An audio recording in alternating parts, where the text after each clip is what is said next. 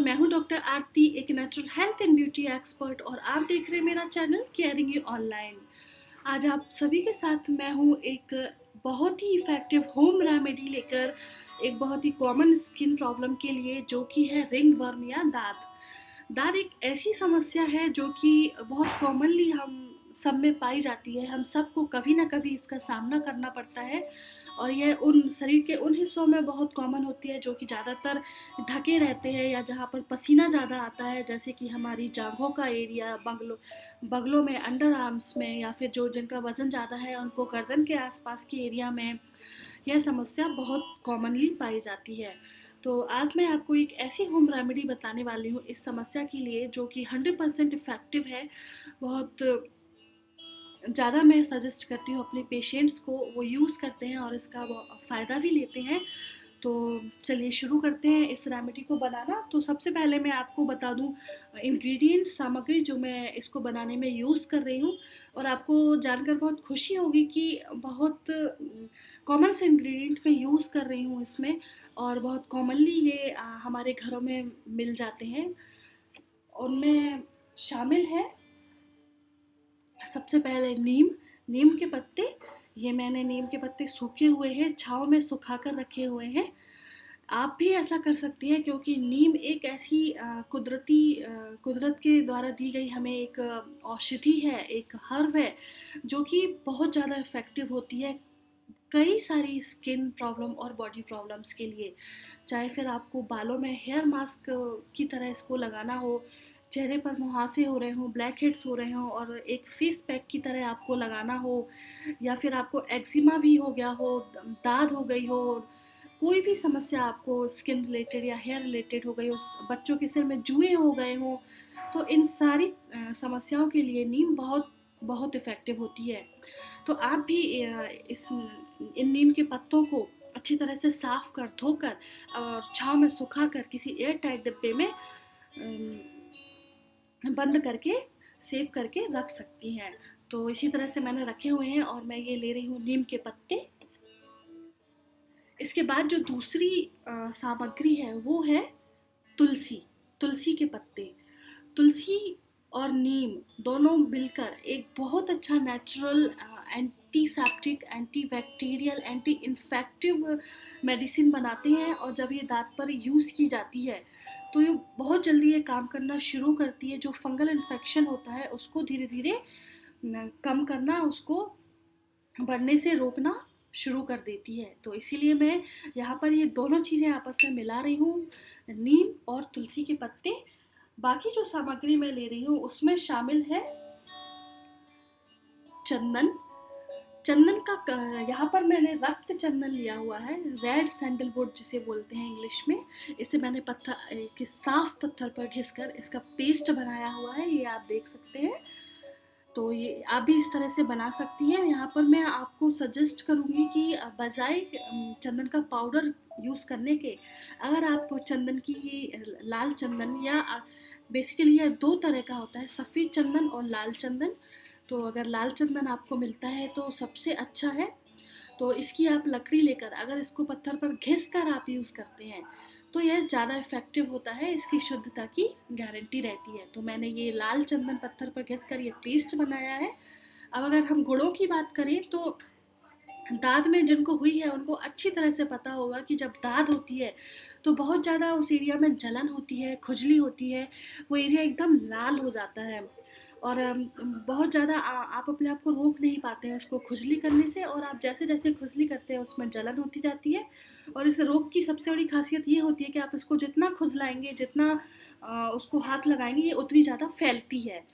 तो चंदन का काम होता है कि जो खुजली है, जो जलन है, उसको शांत करती है। जैसे ही आप इस रेमेडी को लगाएंगे इमीडिएटली आपको इफेक्ट दिखेगा, एक ठंडक का एहसास होगा, और वो ठंडक इस चंदन की वजह से रहती है।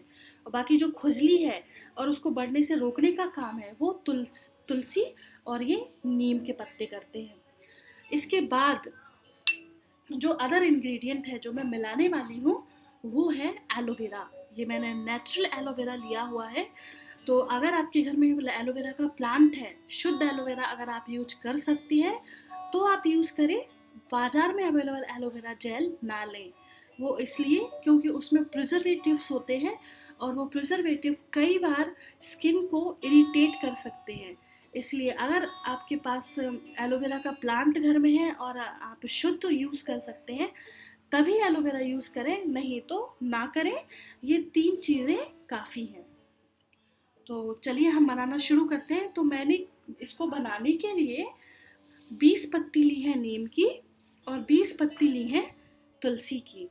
नीम और तुलसी की पत्तियों को आपको बहुत अच्छे से साफ करना है और इसके लिए हल्का सा गुनगुना पानी आपको लेना है और उस गुनगुने पानी में 5 मिनट के लिए इन पत्तियों को डुबोकर रखना है, जिससे इनके ऊपर की जो भी गंदगी है, धूल मिट्टी है, वो सारी निकल जाए। और फिर इसके बाद इन दोनों चीज़ों को आपस में मिलाकर आप इनका 20 पत्ती तुलसी 20 पत्ती तुलसी 20 पत्ती नीम आपस में मिलाकर पेस्ट बना लें।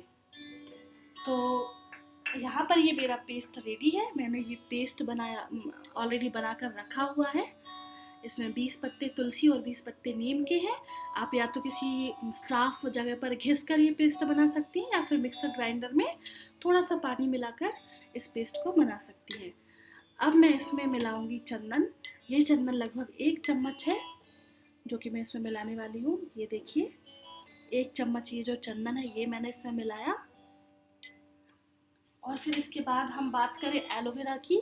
मेरे पास एकदम फ्रेश प्लांट से अभी अभी निकाला हुआ एलोवेरा है, तो मैं इसको यूज़ कर रही हूँ। और जैसा मैंने आपको बताया, अगर आपके पास नहीं है तो आप इसको छोड़ सकती हैं।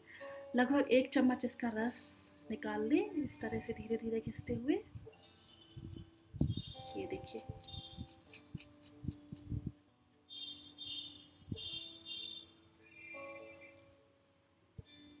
लगभग 1 चम्मच मैंने एलोवेरा का ये जेल इसमें निकाला। अब इन सारी चीज़ों को आपस में मिला दें। इस पेस्ट को आप दिन में 3 से 4 बार जहाँ पर भी दाग है वहाँ पर लगाएं। अगर आप घर में रहती हैं तो इसको लगा रहने दें, धोने की ज़रूरत नहीं है। कोई भी हानि नहीं होगी अगर ये ज़्यादा लंबे समय तक भी आपके शरीर के साथ रहता है। तो दिन में 3 से 4 बार इसको लगाएं और उसको वहाँ लगा रहने दें 1 से 2 घंटे के लिए, और फिर धोकर इसको दोबारा लगा लें।